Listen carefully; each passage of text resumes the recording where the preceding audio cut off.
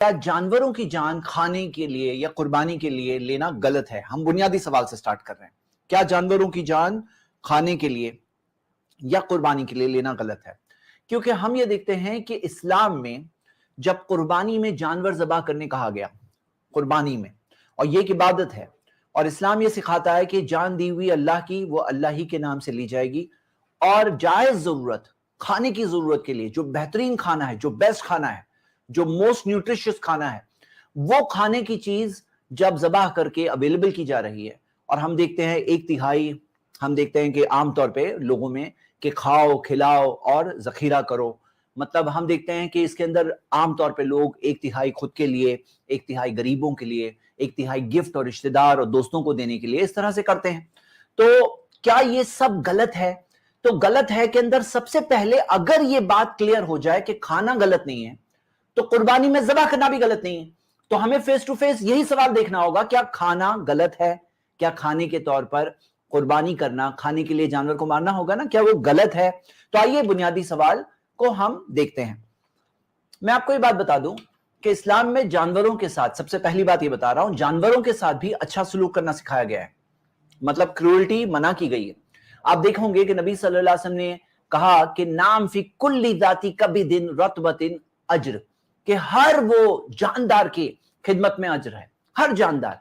और एक हदीस में आता है कि एक औरत, जो एक गलत काम करने वाली औरत थी, उसने कुत्ते को पानी पिलाया था, फगुफिर लहा बिज़ालिका, और वो पानी पिलाने की वजह से उसके पिछले गुनाह माफ कर दिए गए, पिछले गुनाह माफ कर दिए गए सिर्फ उस एक नेकी की वजह से। तो यानी हम देखते हैं कि जानदारों की खिदमत में अज्र है, रिवॉर्ड है, सारी चीजें एक अमानत है अल्लाह की तरफ से दी हुई और एक नेमत है अल्लाह की तरफ से दी हुई। तो हमें यह सिखाया गया है। तो यहां से मैं अपने सवाल का जवाब शुरू कर रहा हूं। लेकिन सेकंड बात क्या है कि जो जानवर इस्लाम के अंदर खाना अलाउड है, और खास तौर से हम देखते हैं जो जानवर, ये हम देखते हैं ईद उल अजहा में जो सैक्रिफाइस होते हैं, वो इतनी फास्ट पॉपुलेशन उनकी इंक्रीज होती है कि खुद एक बात है जो हमें गौर करना होगा। मतलब आप अगर एक ओपन माइंड से देखो तो आप खुद देख सकते हो।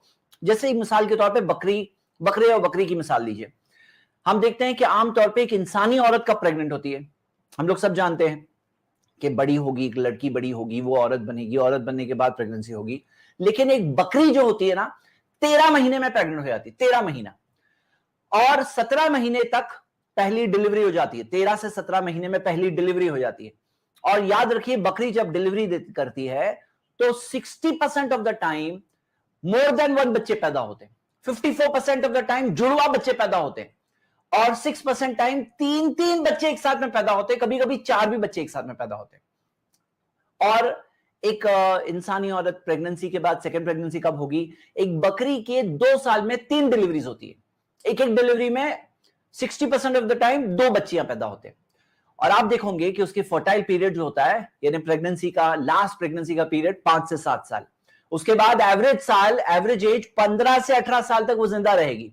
लेकिन उसके डिलीवरी का वो जो फर्टाइल पीरियड है वो 5 से 7 साल का पीरियड है। अब आप देखोगे कि ये पीरियड में भी उसको खिलाना पड़ेगा, अगर वो जिंदा रहे तो उतना खाना खिलाना पड़ेगा, उतना चारा खिलाना पड़ेगा। ये भी एक काबिल गौर चीज है।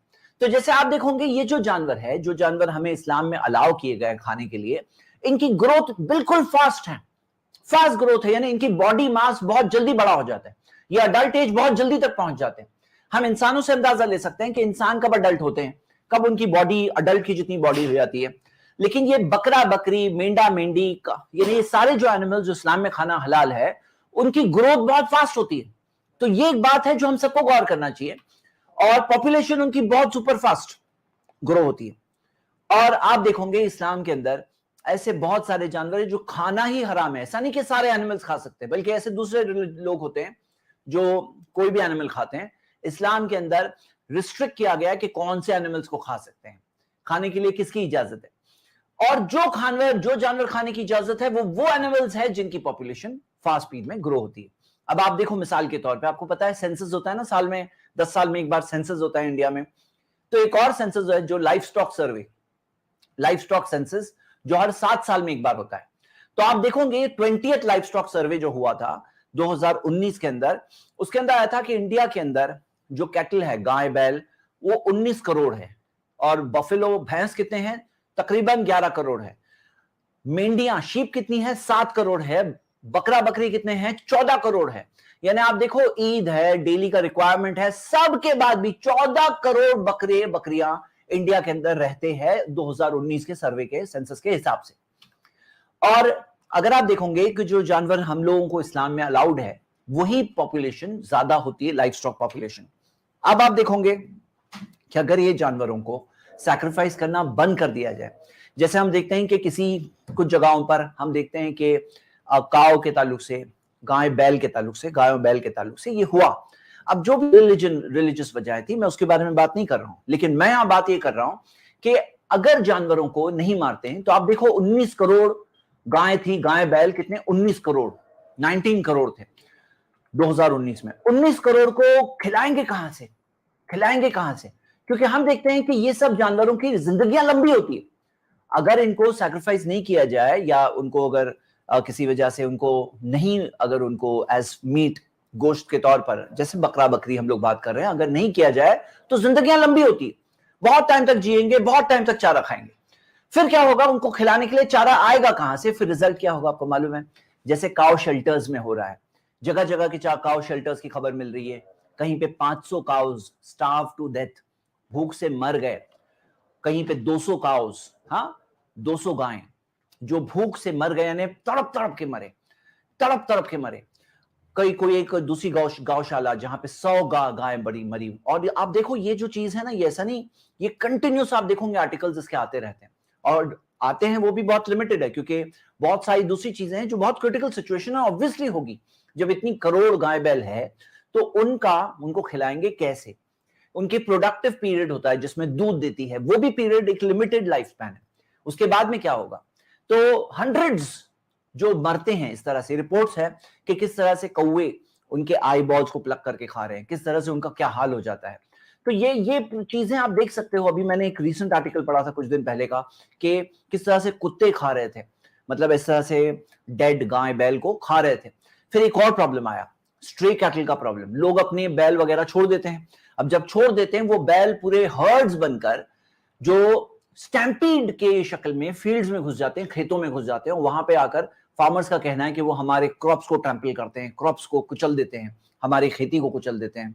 और इस तरह से फिर काउ केयर का फंड कायम करना पड़ता है गवर्नमेंट को। आप खुद देखोगे कि हम देखते हैं यूपी गवर्नमेंट ने अनाउंस किया था कि 900 रुपए मंथली देंगे फार्मर्स को, कि वो ताकि स्ट्रे कैटल जो है इनका तुम ख्याल रखो, हम तुम्हें महीने के गवर्नमेंट की तरफ से 900 रुपए पर मंथ देंगे। उनका लिए बजट में एक एक्स्ट्रा एक्सपेंस आ गया। तो फार्मर्स का कहना था 900 रुपए काफी नहीं है, कम से कम एक गाय को महीना भर खिलाने के लिए कम से कम 2000 चाहिए। देखो आप लास्ट लाइन में देखिए कि कम से कम 2000 चाहिए, तो जाकर हाँ ये चीज कम से कम 3000 चाहिए, लेकिन मिनिमम भी वो कह रहे हैं अगर 2000 भी हम पकड़े हैं तो भी आप देखोगे कितना बड़ा बजट है। तो जैसे यूपी गवर्नमेंट ने 647 करोड़ का बजट अलोकेट किया था जो काउस की केयर के लिए। अब अगर आप देखो सारी काउस अगर उनको खिलाया पिलाया जाए अनाज का, और आप देख सकते हो तो कितना खर्चा होगा। अगर 900 भी पकड़ लें तो भी 1.5 लाख करोड़ हो जाते हैं। 1.5 लाख करोड़ जो पर मंथ का खर्चा है, पर मंथ। और अगर 2000 करें तो 5 लाख करोड़।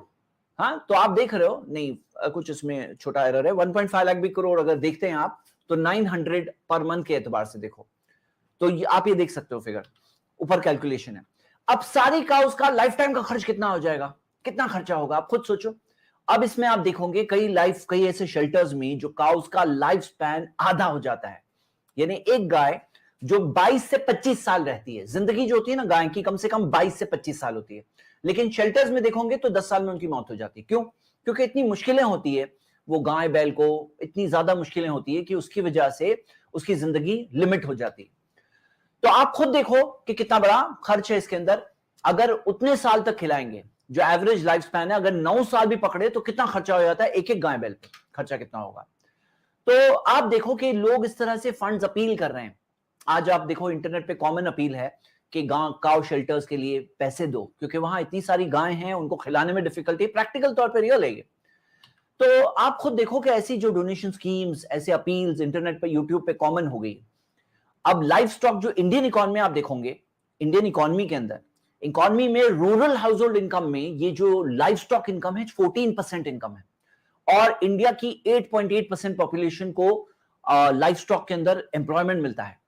एग्रीकल्चरल जीडीपी आप देखोगे ऑफ लाइफ स्टॉक देखोगे तो 25.6% है एग्रीकल्चर के जीडीपी में लाइफ स्टॉक का हिस्सा, यानी कि जानवरों का ये जो ट्रेड है इसका हिस्सा। अब ये सारी चीजें जो है क्या हो जाती है, जीरो हो जाएगी अगर वो एनिमल्स को हम स्लॉटर करना बंद कर देंगे, जो एक जायज खाने की जरूरत है। और इसके ऊपर 2 करोड़ से ज्यादा लोगों की आमदनी इसके ऊपर डिपेंड है, कम से कम 2 करोड़। अब आप देखो इंडिया का मीट एक्सपोर्ट का बहुत बड़ा बिजनेस है। मीट एक्सपोर्ट का बिजनेस आप देख रहे हो कि एक्सपोर्ट में चल रहा है एक सर्टेन लेवल पर, बीफ एक्सपोर्ट्स फ्रॉम इंडिया, और ये देख रहे हो बीफ एक्सपोर्ट्स यहां कहां तक है, यानी एक सिग्निफिकेंट नंबर है, एक सिग्निफिकेंट वैल्यू है जो आज भी मिलती है। ये बिलियंस ऑफ डॉलर्स की वैल्यू है, 3 बिलियन डॉलर्स यानी कि 300 करोड़ डॉलर्स का आज भी टर्नओवर जो हम 2021 में देख सकते हैं, इतना टर्नओवर आज भी हो रहा है। अब इसके अंदर आप देखोगे कि बफेलो मीट एक्सपोर्ट्स में ये कंसर्न आप देखो 3 बिलियन डॉलर्स यानी कि रुपीस में देखोगे तो 23,650 करोड़ का टर्नओवर है, इंडिया का टर्नओवर है। अब ये भी एक बात है जो एक अलग पॉलिसी वहां एक तरह से दिख रही है, एक अलग पॉलिसी वहां पर दिख रही है, जमीनी सतह पर एक अलग पॉलिसी दिख रही है। तो यहां पर एक सवाल है, ये कौन से इंसाफ की बात है कि उन्हें खाने के लिए इस्तेमाल किया जाए, जैसे बात कह रहे हैं इंसाफ की बात क्या है, तो आप ये देखो कौन से इंसाफ की बात है, उन्हें इस तरह से लाद दिया जाए, जब लाद दिया जाए इस्तेमाल किया जाए, ये भी कौन से इंसाफ की बात है, ये भी कौन से इस्तेमाल की बात है कि उन्हें गाड़ी खींचने के लिए इस्तेमाल किया जाए। अगर आप देखो तो गाड़ी खींचने के लिए भी इस्तेमाल नहीं कर सकते हैं।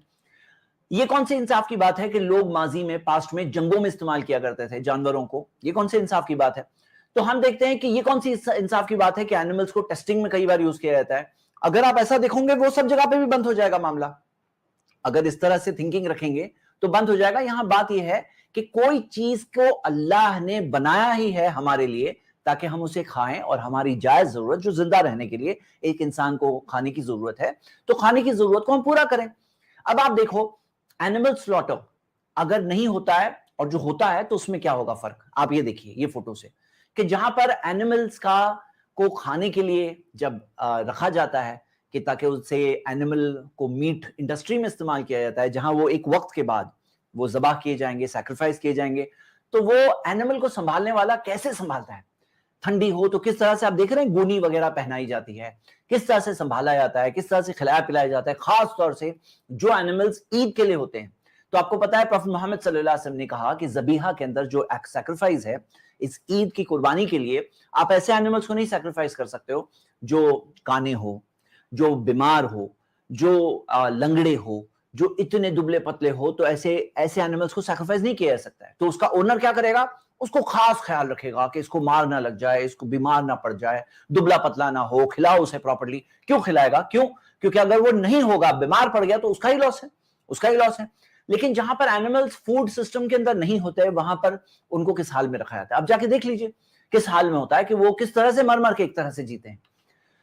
और आप इसमें एक और पॉइंट देखिए जो हमारे दांत है कि भाई आप ये कैट के दांत देख रहे हैं, आप ये गाय बैल के दांत देख रहे हैं, तो गाय बैल के दांत कैसे होते हैं, हर्बीवोरियस फ्लैट टीथ होते हैं, और हमारे दांत जो है वो दोनों टाइप के दांत हमारे पास है। हमारे पास पॉइंटेड कनाइन टीथ भी है और हमारे पास चपटे चबाने वाले दांत भी है, दोनों किस्म के दांत हमारे पास है। पता क्या चल रहा है, एक नेचुरल इंडिकेशन मिल रहा है कि अल्लाह सुब्हानहू तआला ने हमें इस तरह से बनाया कि हम दोनों खाना खाएं। एक और मिसाल डाइजेस्टिव सिस्टम आप देख सकते हो, जो हर्बीवोरियस एनिमल्स है उनका डाइजेस्टिव सिस्टम इस तरह से होता है जो खास बना हुआ होता है घास फूस को डाइजेस्ट करने के लिए। लेकिन जो कार्निवोरियस एनिमल्स है उनका डाइजेस्टिव सिस्टम देखिए कि किस तरह से बना हुआ होता है। लेकिन हमारा है, हम ओमनीवोर से कहा जाता है, हम दोनों डाइजेस्ट कर सकते हैं।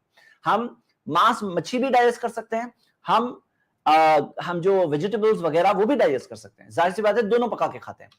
और प्लांट्स के अंदर आप देखोगे कि ये भी जिंदा है। कई लोग ये समझते हैं जैसे प्लांट्स तो जिंदा ही नहीं है, यानी प्लांट्स भी जिंदा है, वो भी लिविंग है, वो भी पैदा होते हैं, वो भी बड़े होते हैं, वो भी रिप्रोड्यूस करते हैं, वो भी मरते हैं, वो भी जिंदा है। जैसे लोग समझते हैं ना, नहीं ये तो जिंदा जानवर, अरे वो जिंदा पौधा है, वो पौधा भी जिंदा है, वो भी बड़ा होता है, वो भी नशोनुमा होता है, वो भी रिप्रोड्यूस करता है, उसकी भी मौत होती है, जिंदगी वो उनकी भी है।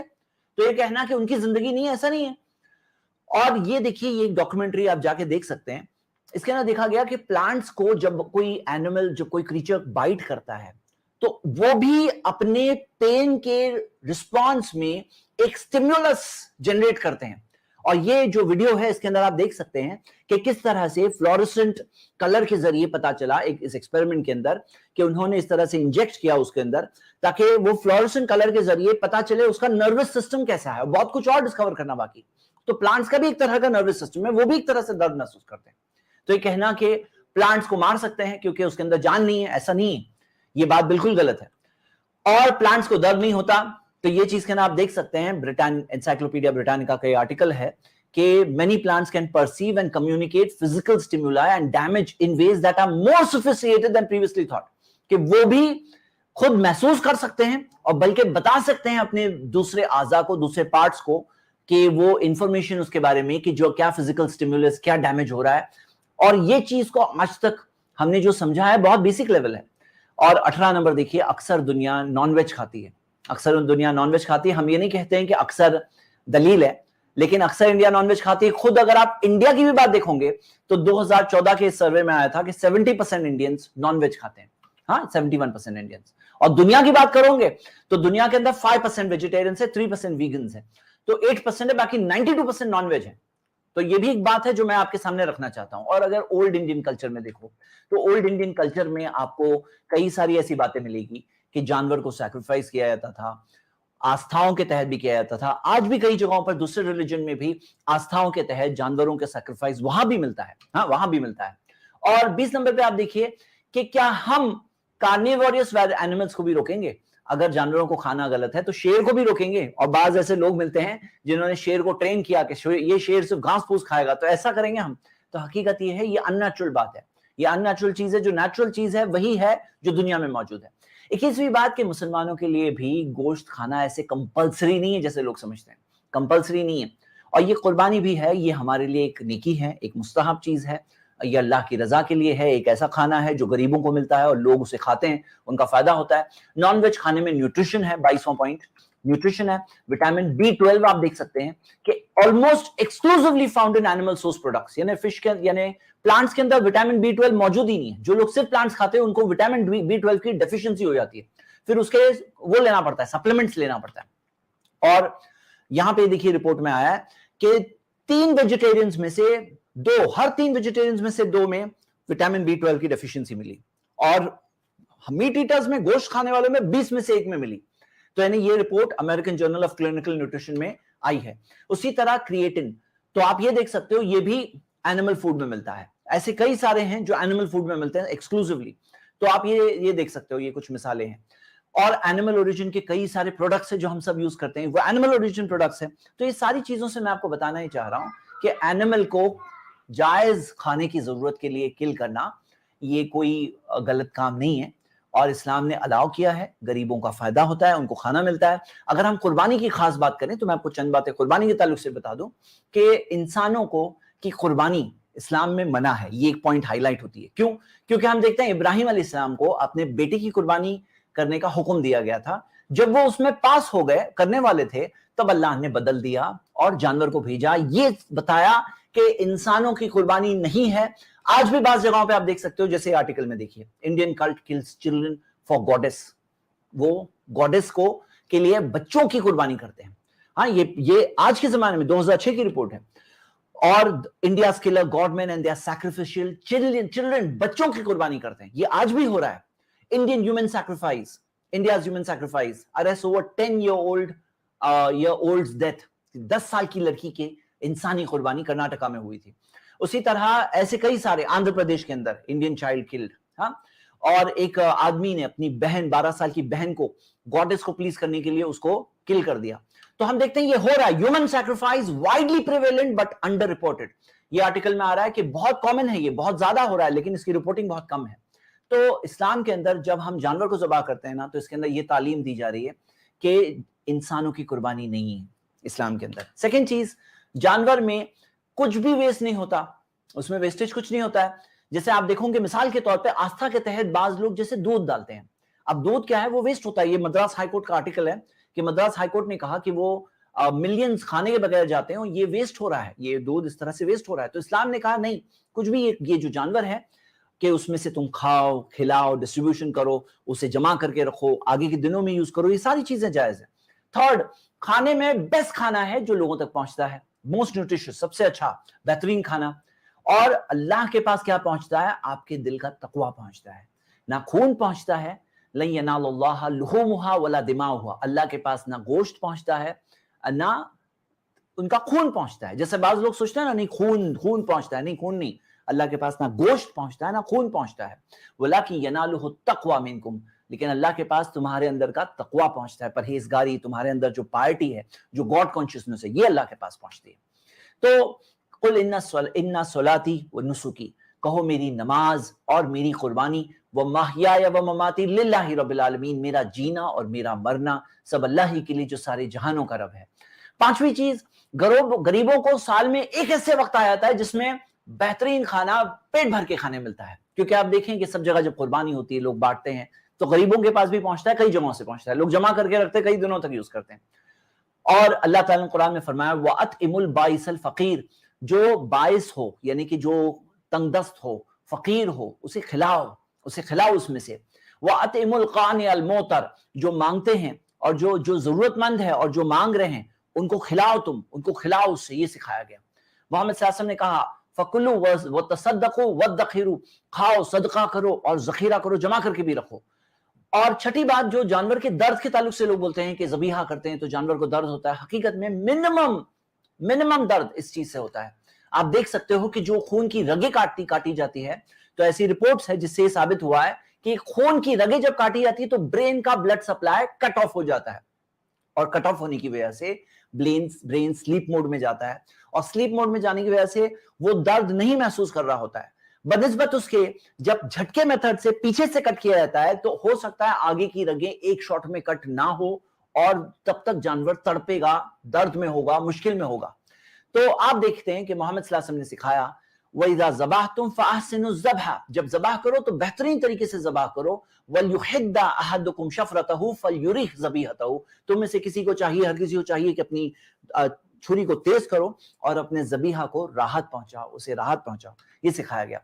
तो ज़बीहा वर्सेस झटका, अगर आप देखो झटके के अंदर वो खून जो है जो बहकर निकलता है और जो बेहतरीन मीडियम है बैक्टीरियाज के लिए, बैक्टीरियाज की ग्रोथ के लिए, वो खून जो है वो जरिया होता है, बेहतरीन जरिया होता है। लेकिन हम जब ज़बाह करते हैं वो खून बहता है तो वो बैक्टीरिया को पनपने और ग्रोथ के लिए जो जरिया है वो निकल जाता है, बहुत थोड़ा हिस्सा कुछ बाकी रहता है, लेकिन अक्सर हिस्सा निकल जाता है। लेकिन झटका के अंदर वो अंदर के अंदर रहता है। इसी वजह से देखा गया है कि जो जानवरों को ज़बीहा के जरिए सैक्रिफाइस किया जाता है वो गोश्त ज्यादा वक्त तक फ्रेश रहता है, मैं आपको वो रिपोर्ट आगे आके इंशाल्लाह दिखाऊंगा।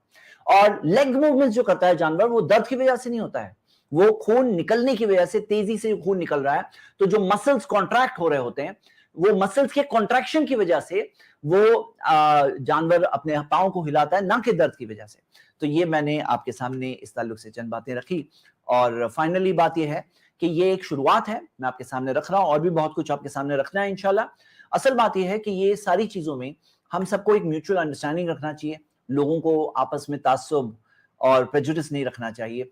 हकीकत यह है कि ये हमारी आस्था का मामला है और इस तरह से लोग अटैक करते हैं, ऐसी बुनियादी चीज नहीं समझते हैं, इतना टॉलरेंस एक दूसरे के साथ ना हो, ये बहुत ही गलत बात है कि लोग इस तरह से करते हैं। हम दोनों को, हम सारे इंसानों को एक दूसरे के साथ अंडरस्टैंडिंग रखना चाहिए, एक दूसरे